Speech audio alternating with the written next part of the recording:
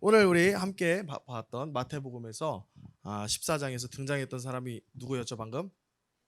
네, 세례 요한인데 가끔씩 헷갈리시는 분들이 있어요. 이름이 세례 요한인 줄 알고 있어요. 이름은 그냥 요한이에요. 이름은 요한인데 그냥 우리가 구분하기 위해서 하도 세례를 주는 일을 많이 하셨어가지고 회개하라는 세례를 주는 일을 많이 하셨어가지고 세례 요한이라는 별명이 붙은 거지 이름이 세례 요한은 아닙니다. 네, 근데 이 세례 요한이 어떠한 삶을 살았는지 아까 보셨겠지만 세례 요한은 증인의 삶을 살았습니다. 여러분 증인이 뭐 하는 사람이죠? 증인. 증인이 뭐 하는 사람일까요? 여러분이 아는 증인은 뭐 하는 사람이죠? 네, 법정에서 증언을 하는데 어떤 증언을 하냐면 진실이 무엇인지를 말하는 사람이 증인입니다. 여러분 재판을 하면은 증인이 와서 여러 가지 증거도 있겠지만 증인이 와서 아니 2022년 뭐 11월 며칠에 최낙도라는 사람이 저 편의점에 가서 먹을 걸 훔치는 걸 봤습니다. 이런 식으로 자기가 본 사실을 그대로 법정에서 그대로 사실대로 얘기하는 것. 그것이 바로 증인의 역할이죠. 그럼 세례 요한은 어떤 증인의 역할을 살았는지 방금 보셨죠? 누구를 증언했나요? 바로 예수 그리스도가 하나님의 아들이다. 그리고 우리의 죄를 구해주시는 세상의 구세주시다라는 것을 세례 요한은 증언하면서 살았다는 것입니다. 그래서 세례 요한은 바로 예수님의 증인으로서 이 땅에서 살았어요. 그런데 방금 우리가 말씀에서 봤던 것처럼 특징이 하나 있습니다. 이 결과에 상관없이 세례 요한은 진실을 그리고 사실을 말하는 사람이었다는 거예요. 하나님의 말씀을 말하는 사람이었다는 거예요. 우리는 이 증인이라는 삶을 살도록 이 땅에 보내진 거예요. 우리도 마찬가지로 이 하나님의 말씀인 이 성경에 기록된 이 하나님의 복음, 하나님이 계시고 이 땅을 만드신 분이시고 우리를 너무나 사랑하셔서 우리가 죄로 인해서 하나님에게서 떠났을지라도 다시 그의 아들 예수 그리스도를 보내서 우리를 위해 죽게 하시고 다시 부활하셔서 우리도 그분을 믿으면 예수님의 부활에 참여해서 하나님과 영원히 함께할 수 있다는 그 복음을 우리도 전하는 사람으로 증인으로 이 땅에 이 땅에 보내심을 받았다는 거예요. 여러분들이 이 땅에 앉아 있고 이 자리에서 지금 함께 예배를 드리러 앉아 있는데 그냥 종교 행사를 위해서 이 자리에 앉아 있는 것이 아니라 무엇을 위해 오셨다고요? 증언하러, 증인으로 이 땅에 보내졌다는 거예요. 그래서 여러분의 역할은 증인의 역할이에요. 방금 말했던 이 성경의 말씀을 증언하러 이 땅에 보내진 것이지 여러분들에게 다른 가장 큰 1순위의 목표가 바로 이거라는 것입니다. 여러분들이 뭐 훌륭한 사람이 될 수 있죠. 세상 사람들이 말하는 뭐 정치인이 될 수도 있고 대통령 아니면 뭐 큰 회사의 사장이 될 수도 있고 남들이 부러워할 만한 뭐 그런 것들을 가질 수도 있고 여러 가지를 할 수는 있어요. 하지만 그것이 제1 목적이 아니라 진짜 제일 목적은 하나님의 말씀을 증언하러 온 것이 여러분의 제1 목적이라는 사실입니다. 네. 근데 가장 중요한 것은 증언을 해야 되는데 이 증인에게는 항상 압박이 있어요. 증언을 내가 어떻게 하느냐에 따라 결과가 달라지지 않을까라는 생각이 드는 거죠. 실제로 우리가 재판정에서 증인이 만약에 거짓말을 하면 재판 결과에 영향을 미칠 수도 있으니까 항상 증인도 영화에 보면 그런 거 나오잖아요. 몰래 증인한테 돈을 줘가지고 야 이렇게 증언해라. 그러면 증인이 자기가 본 사실과는 다르게 증언하기도 해요. 왜냐하면 그렇게 다르게 증언하면 무엇을 받을 수 있으니까요? 돈을 받을 수 있으니까 결과가 이렇게 되겠지만 내가 돈을 받을 수 있으니까 내가 사실이 아닌 다른 걸 말해야 되겠구나. 이렇게 유혹을 받는다는 것이죠. 하지만 우리가 정말 중요하게 생각해야 될 것이 뭐냐면 결과 내가 이렇게 하건 저렇게 하건 이렇게 했을 때 이런 결과가 있고 저렇게 했을 때 저런 결과가 있으면 어떡하지라는 것은 우리의 몫이 아니라는 것입니다. 우리는 증인으로서 있는 그대로의 사실을, 성경 말씀을 전하는 것이 우리의 목표고, 결과, 그 모든 과정은 내가 할 수 있는 것이 아니라 오직 재판장이 한다는 거예요.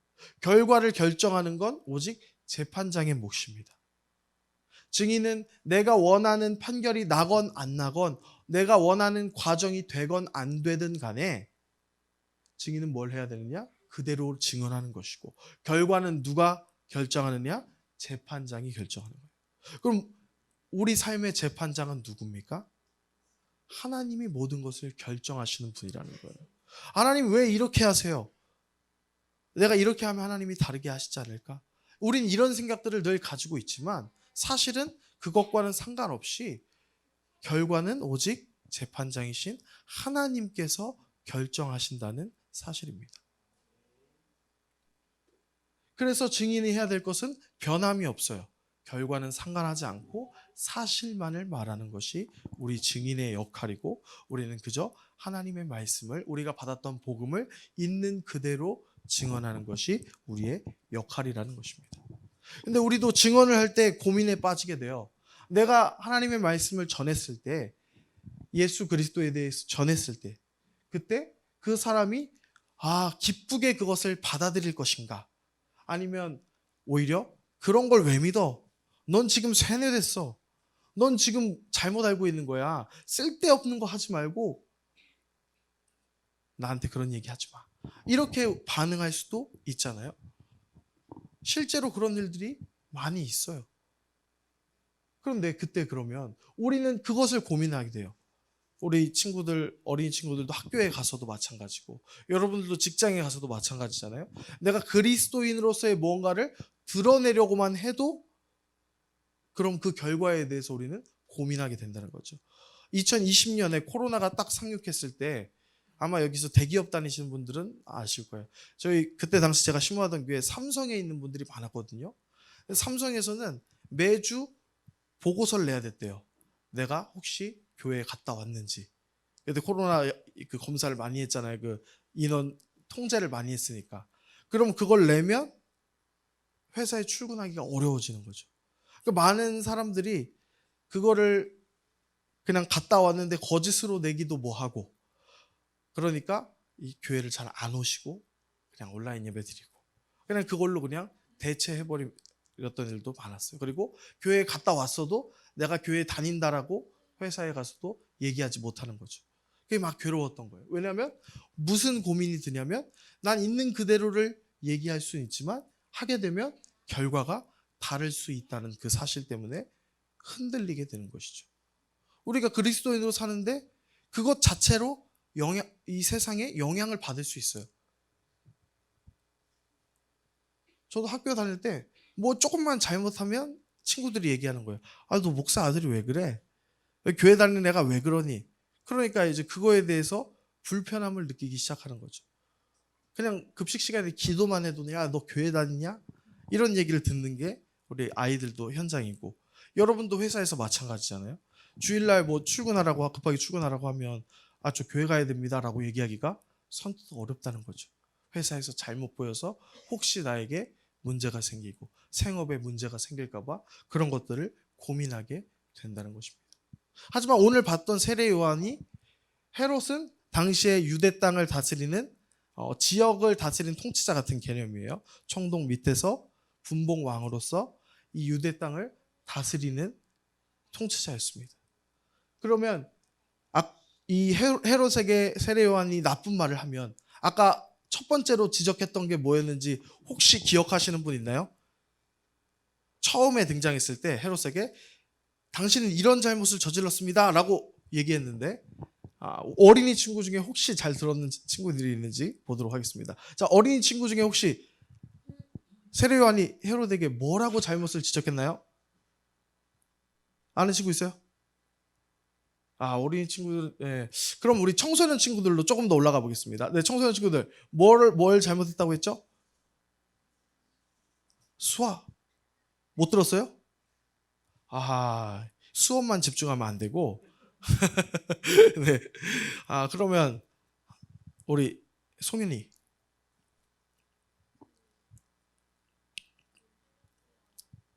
음. 네, 잘 모르겠나요? 네, 알겠습니다. 그러면 제가 알려드리겠습니다. 바로 뭐였냐면 이 헤롯이 자기의 동생의 아내를 취한 일이에요. 자기 동생의 아내랑 결혼하고 자기 원래 부인은 버리고 이혼하고 동생의 아내랑 눈이 맞아서 동생의 아내를 취한 거죠. 그게 바로 아까 나왔던 여자 헤로디아였어요. 그거는 하나님의 율법에 합당한 거라고요? 합당하지 않은 거라고요? 합당하지 않다. 큰 죄다라고 바로 지적을 했어요. 그러면 결과가 분명히 좋지 않을 것이라는 걸 알고 있었지만 세례 요한은 하나님의 말씀을 있는 그대로 전한 거예요. 결국 어떻게 됐죠? 네, 결국에는 목이 잘려서 죽게 되는 결과를 맞이하게 되었습니다. 사람들이 영화를 많이 보니까 혹시 착각하는 경우가 있어요. 옳은 일을 하면 무조건 그거에 대해서 내가 원하는 결과가 있을 거라고 생각하기도 해요. 하나님의 말씀을 담대하게 전했으니까 헤롯을 하나님께서 물리치시고 그 자리에서 벌하시고 세례 요한을 높여주셨어야죠 라고 생각할 수 있습니다. 하지만 실제로는 세례 요한은 죽었습니다. 물론 헤롯도 나중에 심판으로 죽지만 결국 세례 요한은 죽고 말았어요. 하나님의 말씀을 있는 그대로 순종했다고 내가 원하는 결과가 나오는 것은 아닐 수도 있다는 거예요. 우리가 학교에서든 직장에서든 하나님의 사람으로 증인으로서 사는데 그럼 하나님께서 그 모든 것들을 내가 원하는 만큼 보호해 주시는 것이냐? 그렇지 않다는 거예요. 하나님이 나를 보호하시는 것은 그것은 나를 끝까지 책임지셔서 하나님의 나라까지 인도하시는 것으로 이미 충분한 것입니다. 더 충분한 게 있습니까? 일일이 그럼 내가 하는 모든 일들이 내 마음대로 다 잘 돼야만 만족하시겠습니까? 그래야만 그게 신앙생활일까요? 아니라는 거죠. 우리는 우리의 임무대로 하면 되는 거예요. 군인이 임무를 받으면 죽음을 각오하고 투입됩니다. 죽지 않는 임무도 있죠. 근데 목숨을 담보로 하는 임무도 있어요. 근데 군인은 어떻게 합니까? 명령대로 죽을 곳이라 하더라도 순종해서 가요. 왜냐하면 뭐가 더 중요하니까? 임무가 더 중요하니까요. 우리에게도 마찬가지로 임무가 주어진 거예요. 증인으로서의 삶이 우리의 임무예요. 꼭 세례 요한처럼 죽는 것까지는 하나님께서 다 그렇게 가진 않으세요. 하지만 적어도 내가 원하지 않는 손해를 볼 수 있다는 것은 우리가 충분히 말씀을 통해서도 받아들이고 그것이 바로 하나님을 사랑하는 우리의 표현이라는 것이죠. 내가 원치 않는 결과는 주님 주지 마세요. 누구를 더 사랑하는 겁니까? 나를 더 사랑하잖아요. 나를 계속해서 사랑하면 원하는 것들이 이런 것들이 있을 수 있겠죠. 돈이 좋다. 우리 친구들은 100점. 그리고 사람들에게 인정받는 것들. 이런 것들을 원하겠죠. 누구나 다 원하는 것들이에요. 내일이 시험인데 주일날 시험 공부 안 하고 교회에 왔어요. 성적이 주일날 공부한 애들에 비해서 떨어질 수도 있죠. 그럴 수 있어요. 떨어지잖아요. 공부를 덜 했으면 당연히 성적이 그만큼 떨어지겠죠. 당연한 거예요. 그런데 그것은 내가 원하는 결과인 거고요. 하나님이 원하는 결과는 그 어떤 일이 있더라도 하나님을 사랑한다면 내가 지금 해야 할 일을 하는 거예요. 하나님의 말씀대로 하는 거예요. 안식일을 기억하여 거룩하게 지키라는 그 말씀에 순종한다면 내가 무슨 이유 때문이에요? 하나님을 사랑하기 때문에. 그렇기 때문에 그 증인의 삶을 살게 되는 것입니다. 그래서 우리는 결국 다른 것이 기준이 될 필요가 없어요. 우리의 기준은 오직 한 가지. 하나님의 말씀 외에는 다른 기준이 없다는 것입니다. 우리가 사람들과 다른 이유는 딱 한 가지가 달라서예요. 우리의 기준이 하나님의 말씀이라는 것. 그것 말고는 우린 다른 것이 없어요. 남들과 똑같이 아파요. 남들처럼 똑같이 나쁜 일 당할 수 있어요. 그렇다 하더라도 하나님께서 지금 우리와 함께 하고 계시고 우리에게 필요한 것들을 지금까지도 주셨고 앞으로도 결국 어디까지 우리를 데려가신다고요? 하나님의 말씀에 기록된 대로 하나님의 나라에까지 우리를 인도하실 거라는 이 성경의 말씀이 우리 안에 기준이 된다면, 그렇다면 내가 꼭 1등이 되어야 된다, 내가 꼭 뭔가를 해야 된다, 이건 포기할 수 없다 라는 것들을 우리가 다시 생각해 볼 수 있는 거죠. 기준이라고 해도요, 우리가 뭔가를 우리 이만큼은 먹고 살아야 되잖아요 라고 하잖아요. 근데 우리 예전에 목사님께서 뭐라고 하셨어요? 1억만 가져도 전 세계에서는 7% 안에 드는 사람이라 그러셨죠. 물론 저는 1억은 없는데요. 그래도 적어도 제가 전 세계에서 중간보다는 더 훨씬 높은 삶을 살 거예요.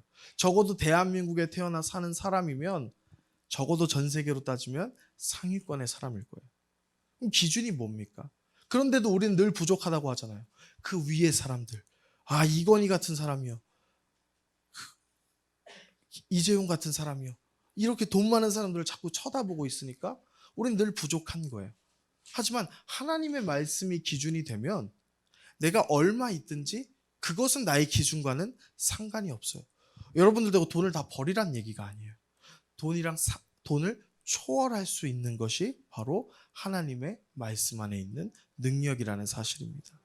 그래서 하나님이 원하시는 것은 결과가 아니라, 우리가 바라는 그 무언가가 아니라, 하나님이 원하시는 것은 그저 증인으로서의 순종인 줄 믿습니다. 그래서 여러분들이 꼭 이것을 기억했으면 좋겠어요. 결과가 아니라 순종. 함께 따라해 보겠습니다. 시작. 결과가 아니라 순종. 네. 종성이 뭐가 중요하다고요? 순종이요? 네, 순종이요. 네, 윤우 뭐가 제일 중요하다고요? 순종이요, 순종. 네, 우리 어린이 교육이 쉽지 않습니다. 여러분들이 많이 기도해 주셔야 돼요. 그래서 어려서부터 계속해서 우리가 아이들과 하나님의 말씀을 나누는 것이 그 아이들이 하나님의 말씀을 기준으로 살아가게 하는 유일한 방법이에요. 계속 가르치고 가르쳐도 이 중심 안에서 벗어나지 않는 게 어려운 세상입니다. 저는 특별히 복을 받았어요. 목사님 아들로 살았거든요. 그러니까 어려서부터 하나님의 말씀을 계속 들었어요. 계속 듣고 들어요. 그런데도 학교에 가고 세상에 가면 계속해서 저도 이 타협을 해야 되나 말아야 되나 하는 이 고민에 계속 부딪히는 거예요. 이 결과 때문에. 내 결과로 인해서 내가 피해를 보지 않을까. 이것 때문에 계속 고민하게 되는 거예요. 그런데 집에서도 아무런 얘기 안 하고 일주일에 딱 한 번 교회 와서 30분만 하나님의 말씀을 아이들에게 들려준다면 아이들이 그 기준을 끝까지 붙들고 주님 나라까지 갈 수 있겠습니까? 그래서 신명기에 그런 말씀이 있잖아요. 너는 앉았을 때나 누웠을 때나 계속해서 여호와의 말씀을 강론할 것이며, 이건 제사장한테 준 말이 아닙니다. 레위인한테 준 말이 아닙니다. 각 가정의 부모들에게 준 말씀이십니다. 그래서 이 말씀을 우리가 가정에서 계속해서 순종하고 끊임없이 아이들에게 하나님에 대해서 증인으로 사시길 바랍니다. 회사에 가서 증인으로 사는 거 그 전에 먼저 어디서부터 증인으로 살아야 되냐면 가정에서부터 증인으로 사시기 바랍니다. 제가 흔들렸어도 끝까지 그래도 이 길을 올 수 있었던 것이 부모님이 증인으로 사셨기 때문이에요. 결과는 항상 안 좋았어요, 사실. 좋은 적이 그다지 없었습니다. 개척 열심히 해서 개척하셨는데 열심히 전도하니까 네 여동생이 교통사고 나서 발이 이제 큰 흉터가 생기고 죽을 뻔했죠. 조금 더 열심히 해서 또 부흥하니까 남동생이 또 교통사고가 나서 또 죽을 뻔했어요. 머리 부딪혀가지고. 그 무슨 일이 있으면 또 항상 솔직히 제가 옆에서 보기에는 야 진짜 목회 이게 더럽다 이런 생각이 들 정도로, 아니 하나님의 길을 그렇게 열심히 가시는데 결과가 생각과는 다른 결과가 늘 있어요. 하지만 끝까지 가시더라고요. 지금도 가고 계시고 지금도 흔들리지 않는 모습을 보고 있기 때문에 어렸을 때는 이해할 수 없었지만 그거 하나는 알고 있었어요. 적어도 저 믿음은 진짜다. 저건 진짜 증인의 삶이구나 라는 것을 놓치지 않을 수 있었습니다. 그래서 우리 여러분들도요, 이 가정에서 증인으로서의 삶을 사시고, 가정뿐 아니라 회사에서도, 직장에서도, 학교에서도, 그 어디에 있든지 이 예수 그리스도의 증인으로 사시기를 주님의 이름으로 축복합니다. 네, 이제 남은 시간은 얼마 없습니다. 우리 모두 시간이 지나면 다 죽는 존재들이에요. 그래서 남아있는 시간 동안 우리에게 맡겨진 사명을 감당하시기 바랍니다.